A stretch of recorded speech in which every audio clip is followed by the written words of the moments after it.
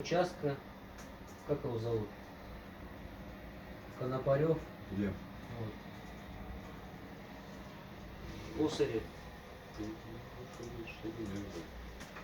Вот я туалеты возил сюда нахуй. Вот у них вот этой шлебени, ну у них даже не туалетов, у них там побелки, хуелки, блядь. В 18-м году я возил.